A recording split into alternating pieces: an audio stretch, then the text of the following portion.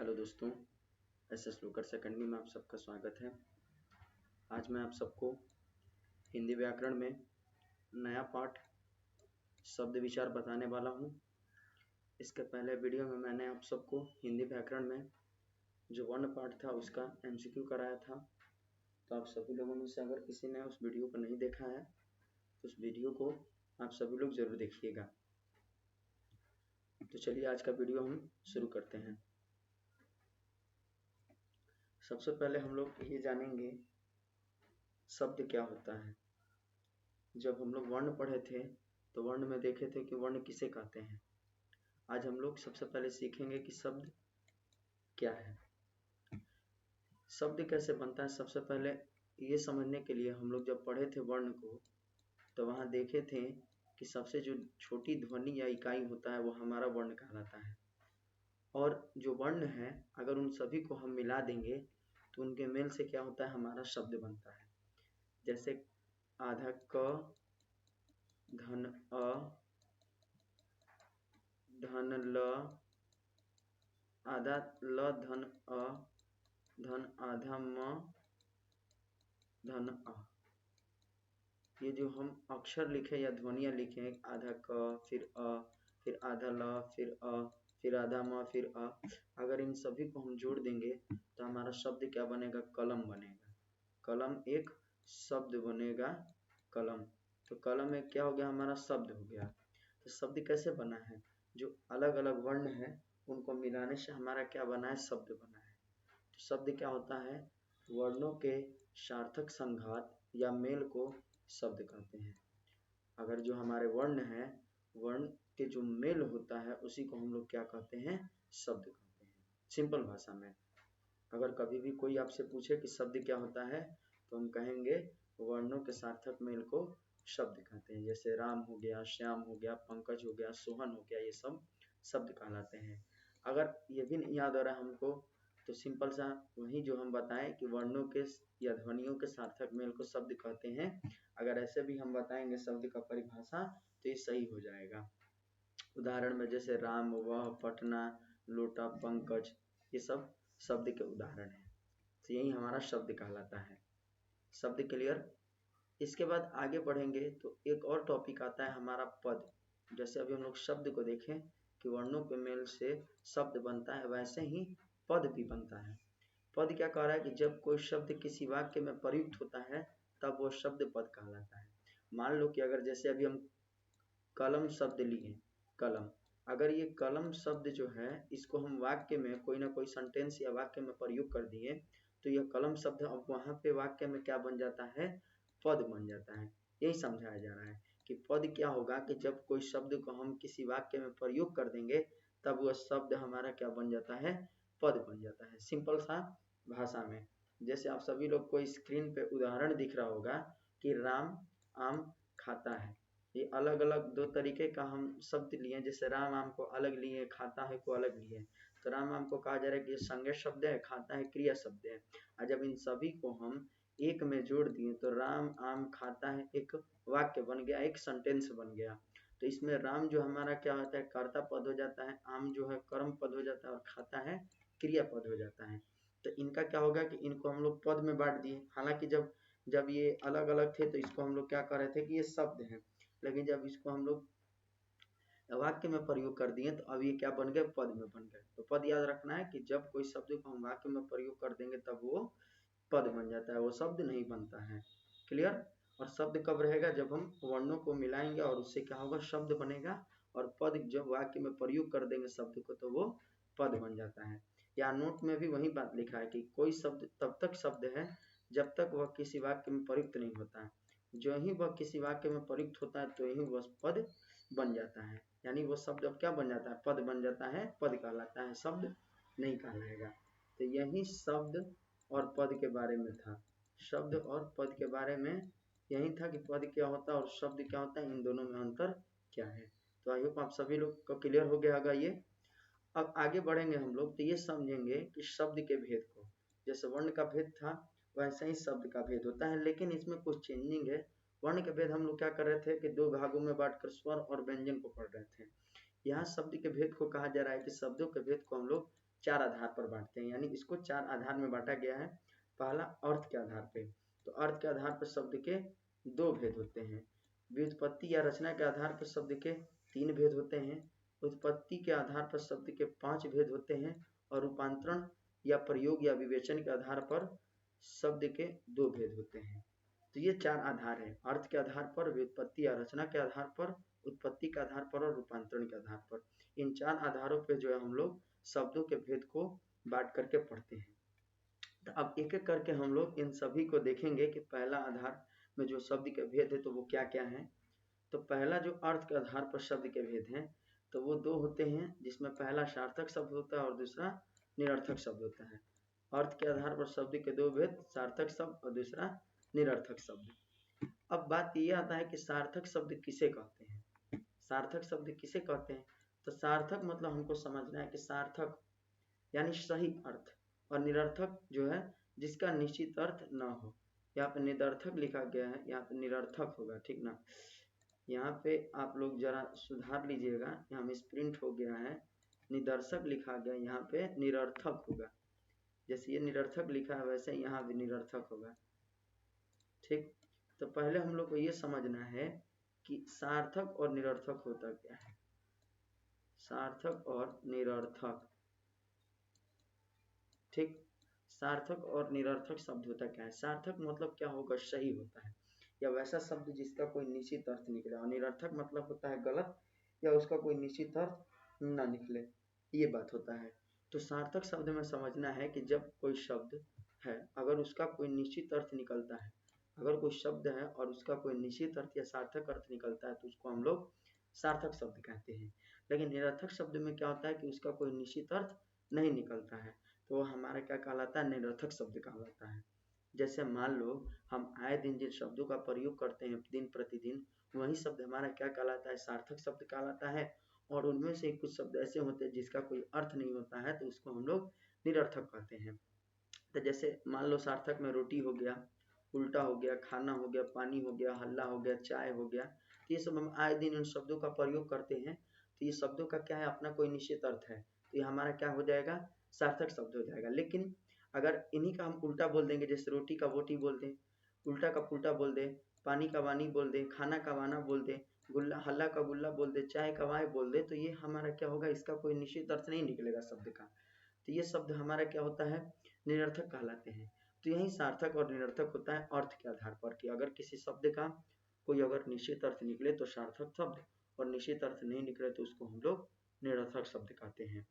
हाँ, और एक बात आप ये लोग भी नोट में याद रखिएगा, नोट में, कि निरर्थक शब्द जो होता है उसका हिंदी व्याकरण में हम लोग प्रयोग नहीं करते हैं। निरर्थक शब्द का हम लोग हिंदी व्याकरण में प्रयोग नहीं करते हैं, लेकिन जब हम लोग इसको सार्थक बना लेते हैं तब हम लोग क्या करते हैं, हिंदी व्याकरण में इसका प्रयोग करते हैं। जैसे चाय है तो चाय के साथ हम लोग वाय लिख दिए, चाय वाय साथ में, तब हम लोग इसका प्रयोग हिंदी व्याकरण में कर सकते हैं, क्योंकि हम इसको सार्थक बना लिए हैं। सार्थक शब्द के साथ इसको निरर्थक को जोड़ करके, तो अगर कोई पूछे कि क्या निरर्थक शब्द का इस्तेमाल हिंदी व्याकरण में होता है तो हम कहेंगे नहीं होता है। और कब होगा, जब हम इसको सार्थक बना लेंगे तब इसका हिंदी व्याकरण में हम लोग प्रयोग करते हैं। ठीक, क्लियर हो गया। सार्थक और निरर्थक शब्द ये अर्थ के आधार पर शब्द के भेद थे। इसके बाद दूसरा आधार हमारा है व्युत्पत्ति या रचना के आधार पर। तो व्युत्पत्ति या रचना के आधार पर शब्द के तीन भेद होते हैं। कितने भेद होते हैं, तीन भेद होते हैं।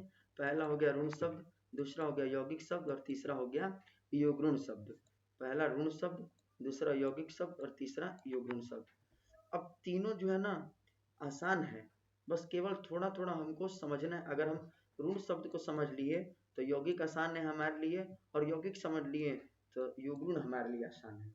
तो ये कोई हार्ड मतलब पाठ नहीं है, ये हमारा समझने लायक पाठ है, बस समझ में आना चाहिए। तो व्युत्पत्ति के आधार पर शब्द के तीन भेद है, तो उसमें से पहला हमारा ऋण शब्द है। तो ऋण शब्द क्या होता है कि जिन शब्दों के खंड किए जाने पर कोई अर्थ न निकले उन्हें ऋण शब्द कहते हैं। जैसे मान लो कि हम राज लिखे, राज, राज एक शब्द हो गया, और इसका अगर हम खंडन किए तो रा धन ज हमको मिलेगा, रा धन ज।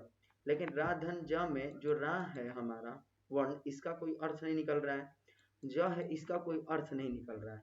तो अगर कोई शब्द हो गया उसको हम खंडित कर रहे हैं, उसका टुकड़ा कर रहे हैं, और उस टुकड़ा करने पर उस शब्द का कोई अर्थ नहीं निकलता है, तो उसी को हम लोग क्या कहते हैं, ऋण शब्द कहते हैं। जैसे यहाँ पे बहुत सारे हम उदाहरण लिखे हैं। मान लीजिए यहाँ पे लिखा हुआ है राज, अभी राज का उदाहरण दिए राज, और राज को खंडन किए राज धन ज, तो इसका कोई अर्थ नहीं निकल रहा है। उसी तरह रोग लिखे हैं, तो रोग का खंडन किए तो रो धन ग मिला हमको। विद्या लिखे तो विद्या का वि धन धा हमको मिला है। सागर लिखे तो सा धन गर मिला हमको। तो इन सभी का खंडन करने पर शब्द का कोई अर्थ नहीं निकल रहा है, इन सभी का खंडन करने पे शब्दों का कोई अर्थ नहीं निकल रहा है, तो ये हमारा क्या हो जाएगा, ऋण शब्द कहलाएगा। जैसे राजा हो गया, लोटा हो गया, आकाश हो गया, विद्या हो गया, सागर हो गया, ये सब हमारे ऋण शब्द के उदाहरण हैं। तो ऋण शब्द में याद रखना है कि जब किसी शब्द का हम खंडन करेंगे तो उसका कोई अर्थ नहीं निकलेगा, तो हमारा ऋण शब्द कहलाएगा। इसी तरीके से दूसरा नंबर हमारा है यौगिक शब्द। यौगिक शब्द क्या है, इसका अपोजिट है, अपोजिट यानी इसका उल्टा। जैसे पहला वाले में हम लोग क्या किए कि शब्द का खंडन किए तो उसका कोई अर्थ नहीं निकल रहा है, लेकिन इसमें क्या होगा कि जब कोई शब्दों का हम खंडन करेंगे तो प्रत्येक खंड सार्थक होगा, अर्थात प्रत्येक खंड का कोई ना कोई अपना निश्चित अर्थ निकलेगा। तो उसको हम लोग क्या कहते हैं, यौगिक शब्द कहते हैं। जैसे यहाँ पे लिखा है शब्द में राज रोग लिखा है, राज रोग, और राज रोग को यहाँ पे खंडन किया गया तो राज धन रोग मिला है। तो राज का अर्थ होता है राजा संबंधित, और रोग का अर्थ होता है बीमारी। दोनों का अपना कोई अर्थ निकला, राजा की बीमारी या राजा संबंधित बीमारी, दोनों का अपना अर्थ निकला राज रोग का। तो राज रोग कौन सा शब्द हो जाएगा, यौगिक शब्द। यानी यौगिक शब्द कहता है कि अगर हमारा खंड या टुकड़ा कीजिएगा तो हमारा खंड और टुकड़ा दोनों का जो है प्रत्येक अर्थ निकलेगा। जो खंड या टुकड़ा करेंगे तो दो भाग में अगर हमारा शब्द आएगा तो उनका अपना अपना जो है निश्चित अर्थ निकलेगा, तो वही हमारा यौगिक शब्द होता है। जैसे और सारे बहुत सारे एग्जाम्पल है। जैसे मान लीजिए विद्यालय बोले, तो विद्यालय को तोड़ेंगे तो विद्या धन आलय मिलेगा। तो विद्या मतलब बुद्धि या ज्ञान होता है, और आलय मतलब घर होता है, तो ज्ञान का घर। उसी तरह हिमालय है तो हिम धन आलय, तो हिम का अर्थ होता है बर्फ और आलय का होता है घर, तो बर्फ का घर तो हिमालय हो गया। पाठशाला हो गया तो पाठ धनशाला, तो पाठ का अर्थ होगा पाठ पढ़ना लिखना या ज्ञान, और शाला मतलब होगा घर होता है, तो ज्ञान का घर ये भी होगा। तो ये जो शब्द है ये शब्द हमारे क्या होंगे, यौगिक शब्द कहलाएंगे। यौगिक शब्द क्या होते हैं, तो जब किसी हम शब्द के खंड या टुकड़ा करेंगे तो उसका कोई अपना निश्चित अर्थ निकलेगा, तो हमारा वो यौगिक शब्द कहलाता है। यौगिक शब्द क्लियर आप सभी लोगों को। ऐसे ही जो तीसरा नंबर हमारा है वो युग्मन शब्द है। तीसरा नंबर हमारा क्या है, युग्मन शब्द है। युग्मन शब्द क्या होता है कि इसमें ऐसे यौगिक शब्द आते हैं जो अपने सामान्य या साधारण अर्थ को छोड़कर विशेषार्थ ग्रहण कर लेते हैं, और इसी को हम लोग क्या कहते हैं, युग्मन शब्द कहते हैं। जैसे अभी हम लोग कई सारे युग्मन शब्द का एग्जाम्पल देखें, जिसमें विद्यालय हिमालय ये सब युग्मन कर रहे हैं। विद्यालय हो गया, हिमालय हो गया, पाठशाला हो गई, ये सब यौगिक शब्द थे। लेकिन यहाँ पे कह रहा है युग्मन में इसमें कुछ परिवर्तन कर रहा है। परिवर्तन ये किया जा रहा है कि मान लीजिए कि अगर हम यौगिक शब्द लिखें, कोई भी यौगिक शब्द, तो उसका अपना अर्थ निकलता है। लेकिन इसमें कह रहा है कि यौगिक शब्द होगा, उसका अपना अर्थ भी निकलेगा, लेकिन वो अपना अर्थ छोड़ करके किसी विशेष खास पर्सन के लिए जो है वो शब्द जो है प्रयोग किया जाता है। जैसे हम बोले लंबोदर, लंबोदर बोल रहे हैं, तो लंबोदर हम केवल गणेश जी के लिए प्रयोग करते हैं। लेकिन लंबोदर का अगर संधि विच्छेद करेंगे तो लंबा धन उदर हमको मिलेगा। लंबा धन उदर, तो लंबा यानी कि लंबा बड़ा, और उदर मतलब होता है पेट, लंबा पेट वाला। अगर इसका साधारण अर्थ हम लेंगे तो लंबा पेट वाला कोई भी हो सकता है, लेकिन लंबा पेट वाला हम किसके लिए प्रयोग करते हैं, तो गणेश जी के लिए। उसी तरह पंकज है, तो पंख और धन ज, पंकज को तोड़ेंगे तो पंख धन ज मिलेगा हमको। तो पंख मतलब होता है कीचड़ में, और ज मतलब होता है जन्मा, कीचड़ में जन्मा।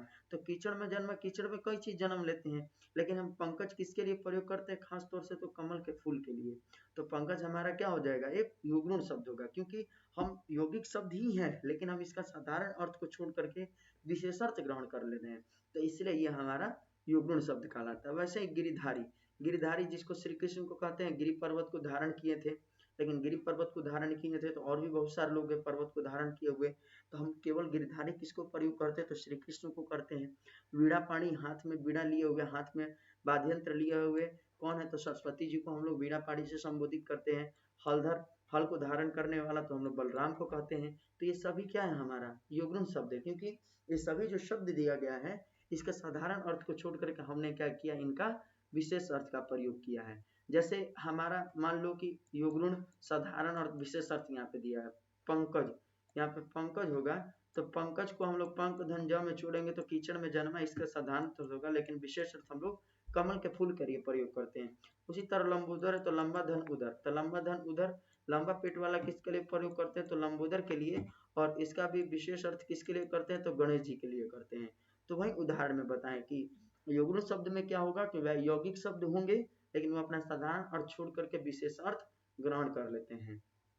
इसी तरीके से नेक्स्ट टॉपिक हमारा है उत्पत्ति के आधार पर शब्द का भेद। हमने पहला और दूसरा देखा अर्थ के आधार पर, और दूसरा हमने देखा व्युत्पत्ति या रचना के आधार पर। तीसरा हमारा उत्पत्ति के आधार पर शब्द के भेद है, जिसमें तत्सम, तद्भव, देशज, विदेशज और वर्ण संकर शब्द आते हैं उत्पत्ति के आधार पर। और उसके बाद बात करेंगे रूपांतरण के आधार पर, तो रूपांतरण के आधार पर विकारी शब्द और दूसरा अविकारी शब्द आते हैं। तो ये जो दो टॉपिक है हमारा दो आधार, इसको हम लोग नेक्स्ट वीडियो में पढ़ेंगे कि उत्पत्ति के आधार पर जो शब्द के भेद है और रूपांतरण के आधार पर शब्द के भेद जो है, इनकी चर्चा हम लोग इसके बाद वाले वीडियो में करेंगे। आज के लिए हम लोग इतना ही समझेंगे और इतना ही हम लोग अपने कॉपी में जो है आप सभी लोग नोट कीजिएगा। और मैंने कोशिश की आप सभी लोगों को कि एकदम आसान भाषा में शब्द विचार को समझाने के लिए। और अगर आप सभी लोग को यह वीडियो पसंद आया होगा तो अपने दोस्तों में ज़रूर शेयर कीजिएगा, साथ में कमेंट में ज़रूर बताइएगा कि यह वीडियो आप सभी लोगों को कैसा लगा। और अगर आप हमारे चैनल पर नए हैं तो चैनल को सब्सक्राइब कर लीजिएगा, बेल आइकन को प्रेस कर दीजिएगा, ताकि हमारे नए नए वीडियो का अपडेट जो है आप सभी लोगों तक पहले पहुंच सके। धन्यवाद।